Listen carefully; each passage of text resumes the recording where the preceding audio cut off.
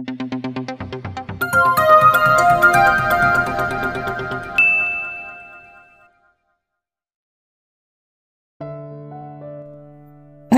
POV.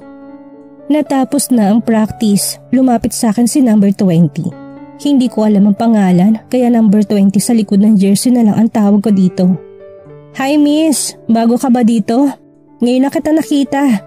Sabi nito sa akin na makalapit to. Ngayon lang ako napadpad dito pero matagal na ako nag-aaral dito. Second year na ako sa kurso ko. Sagot ko dito. Ayaw ko maging bastos, lalo na't maganda naman ang approach nito sa akin. Lumapit si Nathaniel sa gawin namin na madilim ang muka. Wala na din kasing estudyante. Back off Morales. Matigas at malamig na sambit ni Nathaniel.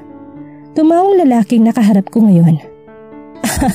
Bakit? Nobya mo ba siya? Kung makabakod ka, akala mo sayo. Nathaniel, awat ko dito dahil susugurin sana to ng lalaking nasa harapan namin. Alam mo Salvatore, ang init ng ulo mo. Kanina sinakyan lang kita dahil alam ko kanina pa mainit ang ulo mo. Pero wag mo kong gaguhin ngayon, baka hindi ka makalakad. Mangangos na saad nito. Dahil naging maluwag ang pagkapit ko kay Nathaniel dahil sa sinabi ng lalaking nasa harapan ko yung nakawala si Nathaniel. Kaya agad nitong inilapitan ng lalaki at sinuntok. Natumbang lalaki, hindi agad nakagalaw. Ako man hindi agad nakagalaw din, nawalan kasi ng malay ang lalaki. Yan kasi, sa sobrang angas nawalan tuloy ng malay. Sabi ng isang katim nila Nathaniel, kaklase niya yata to. Bumalik si Nathaniel sa gawi ko. Hinila nitong kamay ko habang isang kamay naman itinasa bag nito. Lumabas kami ng gym at iniwan ang mga nandoon. Sa office tayo para makaligo ka, malumani kong sabi dito. Kaya agad kami pumunta sa office ko.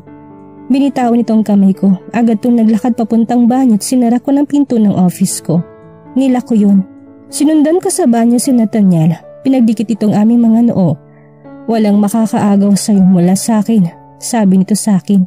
Akin ka lang, tandaan mo yan. Dugtong nito. Nasa bato kong kamay nito kaya nahila niya ako papunta sa kanya at sinakop ng labi nitong aking mga labi. Aalis na kami sa school dahil may appointment pa ako sa OB ko. Hindi na kami nakabalik sa aming mga klase dahil maghapon kami magkasama at pinapaligayang isa't isa sa opisina ko. Talagang bawat sulok ng opisina ko'y bininyagan namin. Nakarating naman kami sa klinik ng OB at agad akong pumasok. Nandoon ang sekretarya nito. Ayaw ko talaga sa sekretarya nito. Kulang na nga lang sa telang damit kung makatingin kay Nathaniel para bang kakainin ng buo. Ang kasama ko naman ay baliwala lang dito. Nandyan ba si Doc? Tanong ko. Yes ma'am, nandyan. Hyper nitong sabi pero tingin niya sa kay Nathaniel. Halika na babe. Hinila ko to. Ayaw kong iwan ang nobyo ko at baka paglabas ko buto na to. Good afternoon Doc. Ngiti kong bati dito. Umangat ang ulo nito. Oh, anong atin Alora? Ilan na ako nito dahil ilang ulit na ako nagpa-check up dito. Dahil nga sa irregular kong period minsan, gusto ko sana mag-take ng birth control. Walang pag-anilangan kong sabi dito. Hindi nito nagulat, siguro maraming pumupunta dito para dito. Bakit? Tanong nito. Ayaw ko pa pong magbuntis. Alam na kasi nitong history ko. Agad niya akong binigyan ng pills. 2 stop din yon. Pagkakuha ko noon ay umalis na kami ni Nathaniel. Nasa school ako ngayon dahil foundation din ng buong paralan at ngayon din ang araw ng laro ni Nathaniel. Nang makarating ako sa gym ay madaming tao. Agad akong hinila ni IC patungo sa isang bench. Doon pala ito nakatambay, nasa kabilang bench naman sila Joy. Masamang tingin ito sa akin. Inirapan ko lamang to. Nasa gitna si Nathaniel at yung lalaki nakaalitan niya kahapon. Habang ang kalaban nila ay taga-ibang school. Open kasi ang basketball sa school namin kaya nakakapasok ang ibang school. Binuksan ko ding school sa mismong taga-outsider. Para naman mapanood nila mga players nila. Ang galing talaga ni Nathaniel. Noon pa man nakikitaan ko na yun ang potensyal. Nilingon ko si Nathaniel. Malaki yung potensyal nga nito sa larangan ng basketball. Magaling itong player, pulido kung maglaro. Napatayo ako nang matumba si Nathaniel. Lalapitan ko sana to ng pigilan ni Ice ang kamay ko. Nilingon ko to, umiling-iling to. Tumayo si Nathaniel na nakatingin ito sa akin. May galit sa mukha nito. Habang ako'y nag-aalala, bumalik ako sa inuupuan ko. Natapos ang laro, nanalo sila Nathaniel. Nasa labas ako ng banyo ng gym dahil kasalukuyang naliligo si Nathaniel. Napatili ako ng may humila sa aking kamay mula sa loob. Agad niya ako sinandal sa may pader at hinalikan ng mapusok ang aking labi na agad ko namang ginantihan. Naglaban ang aming mga dila, ikinawit ko ang aking dalawang braso sa leeg ni Nathaniel. Nakatapis lang ng tuwalya ang binata. Malayo nitong nagagawang gusto sa akin dahil wala ng teammate nito. Habol-habol ang hininga namin ng lubayan nitong labi ko. Pinagdikit itong aming mga noo. Mihis ka na muna, sabi ko dito. Sige, intay mo lang ako. Umalis na ito para magbihis. Nagantay ako sa kanya sa may locker nila. Agad tong tumayo nang makita tong papalapit sa akin. Lumabas na kami sa banyo ng locker room pero agad din napatigil dahil pumasok ang mga kalalakihan. Ito yung mga nakalaban nila Nathaniel kanina. Mabutit na abutan kita. Alam mong yabang mo eh. Sabi nito kay Nathaniel. Ako na may tinago ni Nathaniel sa likuran to. Uy, magandang chicks siyang kasama mo ah. Ngisi nito sa akin. Tinignan ko si Nathaniel. Nagigting ang panga nito. Humigpit din ng kapit ito sa aking palapulsuhan. Galit na nababanaag ko sa mukha ni Nathaniel. Amin na lang yan, nakangising sambit ng lalaki na nasa harapan namin. Dadaan muna kayo sa bangkay ko bago niyo makuha ang babaeng to. May galit sa boses nito. Agad akong nabahala sa mangyayari. Nathaniel, huwag ka na lalaban. Umalis na tayo, sambit ko dito. Nilingon niya lang ako tapos ay napabuntong hininga. Umalis na kami sa harap ng lalaki. Dumaan kami sa gilid pero pinigilan nito si Nathaniel. Hawakan yung babae. Tuturuan ko lang ng leksyon to. Maangas na sambit na lalaki. Akmang hahawakan ako ng isang lalaki ng sinipan ni Nathaniel. Ang lalaki na lalapit sana sa akin. Dahil may isang kalaban si Nathaniel ay agad ko tong sinipa. Nilingon ni Nathaniel ang lalaki pero maangas pa rin ang dating nito. Kaya hindi nagdalawang isip si Nathaniel na sipain to. Lumipad ito pero agad ding tumayo. Sumugod ito sa amin pero agad tong sinipa ni Nathaniel. Akmang hahawakan ako ng dalawang lalaki na suntukin kong mukha nito. Agad kong sinipang isa pa at lumipad ito. Nasa sahig ng ilan at maangas na lalaki kanina ay naging maamong tupa. Nilapitan ko to. Alam niyo bang sa akin ang school na to? Sabi ko dito. Agad na nalaki ang kanilang mga mata. Hindi makapaniwalang may-ari ng school na tong kanilang nakalaban. Mark, anong ginagawa niyo dito? Sigaw na isang lalaki. Coach yata nila. Hindi ba sabi, aalis na tayo? Nalingat lang ako sandali na wala na kayo. Pinagalitan nito mga estudyante nito. Humarap to sa amin. Miss Mendez, patawad po. Hindi na ito mauulit. Hingin pa umanhin ng guro. It's okay. Wala naman nasaktan sa amin. Pasensya na po talaga. Pinatayo nila mga estudyante at hinila palabas ng gym. Hinarap ko si Nathaniel. Are you okay? Tanong nito. Yeah, sabi ko dito. Hinila niya ako't niyakap na mahigpit. Hinalikan din itong aking ulo. Halika na, baka naghihintay na sila Susi sa atin sa bar. Nagaya kasi sila Susi na magbar. Sabado naman bukas kaya pumayag na lang din ako. Agad kaming umalis sa gym at pumunta sa parking lot. Nakarating kami sa parking lot ng safe at walang aberya. Pero napatigil at nanlaki mga mata ko nang makita nakasulat sa sakyan ni Nathaniel. You're next. Agad ako napaatras, hindi ko alam kung sinong sinabihan nito. Ako ba o si Nathaniel? Agad ako niyakap ni Nathaniel at lumipat kami sa isa nitong sasakyan. Dalawa kasi yung sasakyan ni Nathaniel na nandito. Ipapakuha ko na lang yun kay Mang Carding, sabi nito sa akin. Nabahala talaga ako sa nabasa ko. Hindi ko alam kung anong ibig sabihin nun. Sana'y mali ako. Nakarating kami sa bar kung nasa ng mga kaibigan namin. Pumasok kami tingay ang agad na sumalubong sa amin. Napapaindak ako sa sayaw at agad na hinawakan ni Nathaniel ang bewang ko. Tumigil ako sa paglalakad at napakagatlabi na nabundol ng umbok nitong puwatan ko. Rinig kong ungol nito. Narating na namin ang pwesto nila Susi. Nandun si Jan at Carlo, gayon din si Giovanni. Pero wala si Glenn at Susi. Nasa si Susi? Tanong ko kay Jan nang maupo ako sa tabi nito. CR, kanina pa umiinom eh, sabi nito sa akin. Agad akong nabahala sa sitwasyon ni Susi, kaya tumayo ko para puntahan to. Hindi naman ako pinigilan ni Nathaniel. Agad kong nakita ang ladies room, papasok na sana ako na makarinig ako ng ungol, isang pamilyar na mga boses. Umiling-iling na lang ako. Siguro may lihim na relasyon sila Susi at Glenn. Umalis na lang ako sa CR at bumalik sa pwesto namin. Ano, nakita mo? Tanong ni Jen. Dahil alam ko na babahala na din ito sa kaibigan namin. Yes, kaso hindi na ako tumuloy sa pagpasok, sabi ko dito. Bakit? Puro ungol yung narinig ko sa banyo. Ngisi ko dito. Umiling na lang si Jen. Si Susie talaga kahit kailan kapag naabutan ng libog. Sigla ng kasama, napaling nito sa akin. Nalalaki mang mata nakatingin sa akin. Agad kong kinuha ang tikila at inom ito.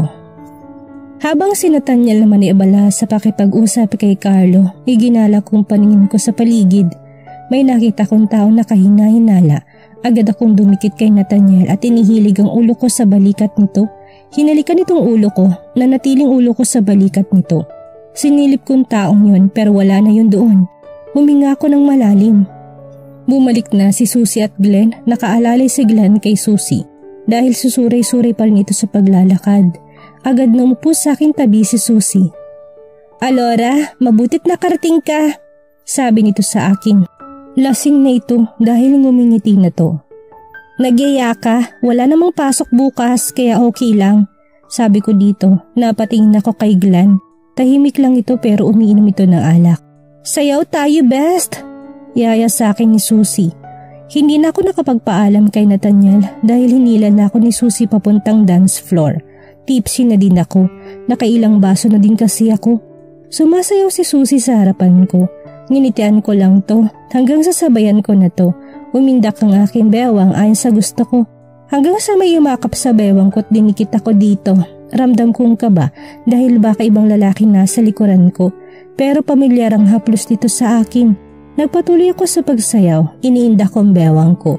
Humarap ako dito. Nasa bewang ko pa rin ang kamay ni Nathaniel. At mas sinapit pa ako lalo papunta dito. Kaya dumikit ako dito. Agad kong kinawit ang braso sa leeg nito. Anong ginagawa ko para bigyan ako ng gaya mo, Nathaniel? Tanong ko dito. Naging mabait ka siguro. Dahil binigay ako sa'yo, humilig ako sa dibdib nito. Gusto kitang makasama habang buhay. Pero hindi pa ngayon, humigpit ang yakap nito sa akin. Ako din, patapusin mo muna ako sa mga pangarap ko. Sinisigurado ko sa iyong pakakasalan kita kagad. Lumayo ako ng konti dito, nginitian ko to, hinawakan kong pisingin ito. Hindi naman ako nagmamadali. Abutin mo yung mga pangarap mo. Nandito lang ako, parati nakasuporta sa'yo. Nginitian niya ako. Unti-unti lumapit ang mukha nito. Sa mukha ko'y agad na hinalikan ang aking labi. Ginantihan kong halik nito. Kakaibang halik nito ngayon. Banayad at para bang naghahanap ng katugunan kahit na tinutugon ko na to. Bumalik na kami sa pwesto namin at kaming lahat ay lasing na. Isa-isa na kami nagpaalam sa isa't isa. Alam kong hindi masyadong lasing sila Nathaniel, kami lang nila Susie. Careful, sambit nito sa akin. Natalisod kasi ako, mabuti na lang at mabilis itong nakaalalay sa akin.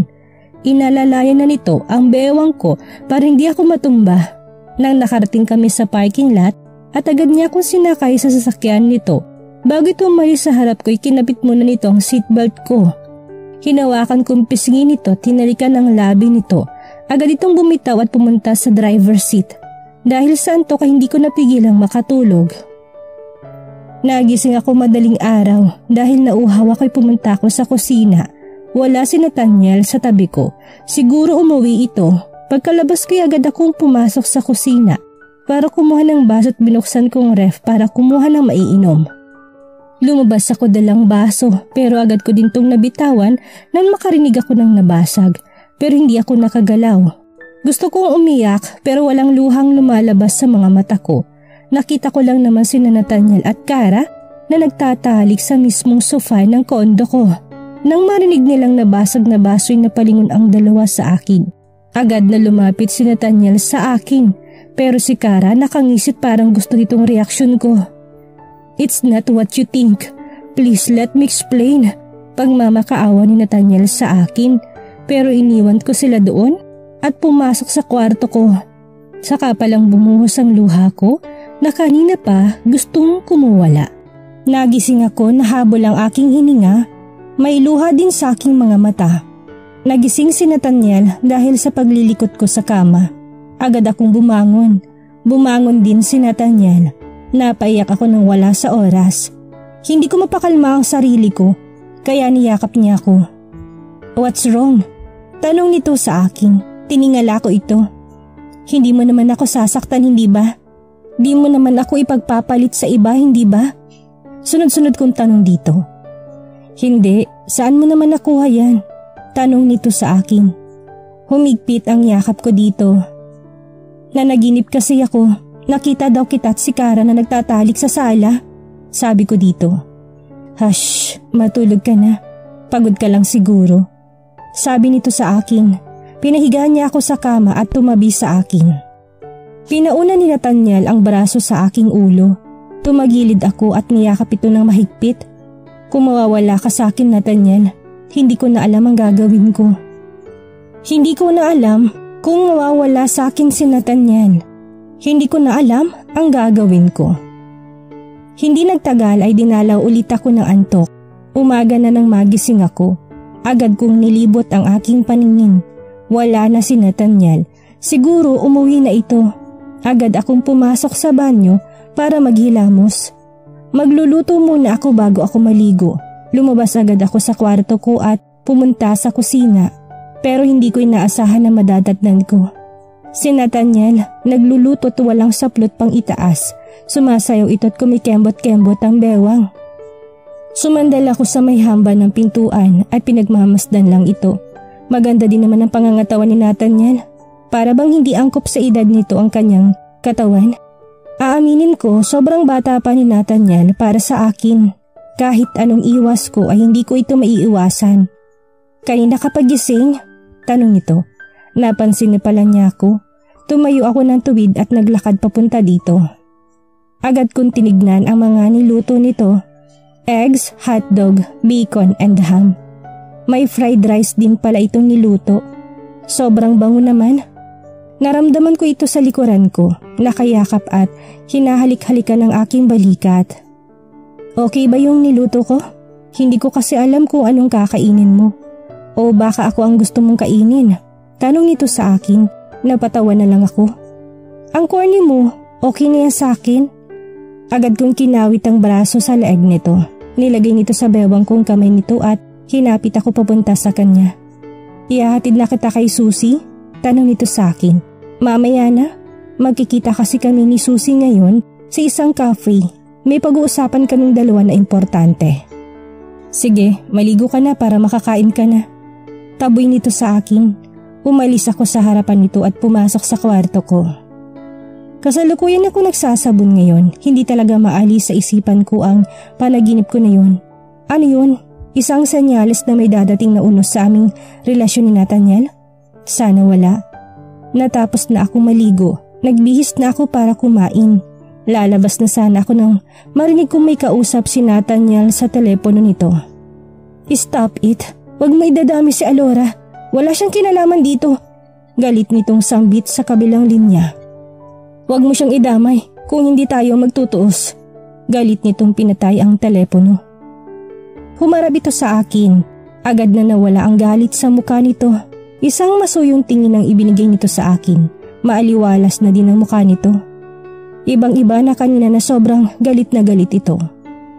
Kanina ka pa dyan? Tanong ni Nathaniel sa akin. Hindi naman. Sino pala yung kausap mo? Tanong ko rin sa kanya. Wala, kaklase ko lang. Halika na. Nauna ito maglakad sa akin. Napatingin ako sa kanya. Anong tinatago mo, Nathaniel? Tahimik ka yata. May problema ba? Tanong ni Susie sa akin. Wala naman, may iniisip lang ako. Sabi ko dito. Nilalaro ko lang kasi ang coffee na in-order ko. Hindi talaga maalis sa aking isipan ang sinabi kanina ni Nathaniel. Sana'y mali ako sa iniisip ko. Dahil hanggang ngayon ay may kaba pa rin ako sa aking dibdib. Sana walang kinalaman si Kara dito. Eto paling nakalap ko. May inutusan kasi ako para nalaman natin kung nasaan ba talaga si Kara. Isa-isa kong nilabas ang laman ng folder. Nakita ko si Kara na may kausap na lalaki.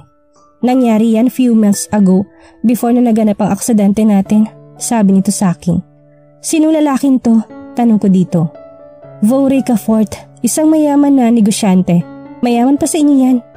Paano sila nagkakilala ni Kara? Tanong ko muli dito. dahil sa isang party. May dinaluhan si Kara na isang party at doon niya nakilala si Vong. Bigla ko napaisip, hindi kaya yung time na inaya tayo ni Kara na umattend sa isang party? Minsan lang naman yung nagyayaya. Siguro. Nasaan na ngayon si Kara? Tanong ko dito. Yan ang dapat nating alamin. Hanggang ngayon, hinahanap pa rin siya namang inutusan ko. Tiningnan kong oras sarili ko na nasa bisig ko. I need to go home. Kailangan ko pang maghanda. May dinner date kami ni Nathaniel. Ngiti kong sabi dito. Mas naging matatag ang relasyon niyo ngayon ha? Tinignan ko to. At sana hindi kami maghiwalay. Wala sa sarili kong sabi dito. Ano ba yung pinagsasabi mo?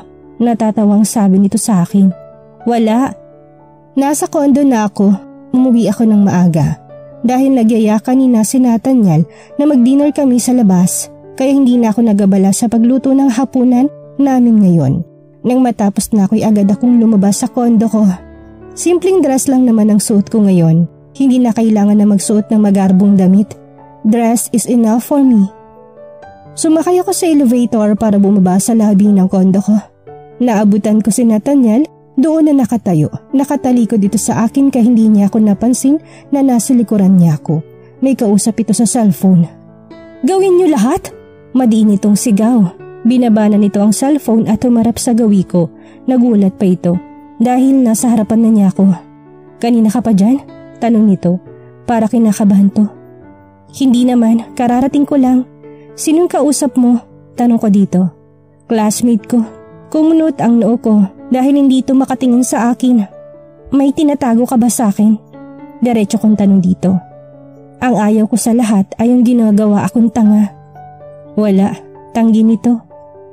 Lumapit ito sa akin at niyakap ako. Nilayo niya ako sa kanya. You're so beautiful tonight. May ningning sa mga mata ng binata. Pag-iiba nito sa topic namin. Siguraduhin mo lang, Nathaniel, na wala kang tinatago sa akin. Alam mo naman ako, hindi ko panghihinayang hiwalayan ka. Na wag naman sanang mangyari dahil baka hindi ko kayanin. Let's go, gutom na ako, sabi pa nito. Bakit parang ibang pag-iintindi ko? Tanong ko sa kanya. Kinawit ko sa braso nitong braso ko. Naglakad kami papunta sa labas ng kondo. Pinagbuksan niya ako ng pinto ng sasakyan nito. Pumasok ako't bago ito pumunta sa driver's seat ay kinabit muna nito ang seatbelt sa akin. Pero bago ito umalis sa harapan ko ay hinila ko ito tinalikan sa labi at umalis na ito sa harapan ko. Dahil baka kung saan pa mapunta ang halikan naming dalawa. At dito na po nagtatapos ang kabanata ng ating kwento at sana'y muli niyo po akong samahan sa mga susunod pang kabanata. Maraming salamat po at ingat po tayong lahat.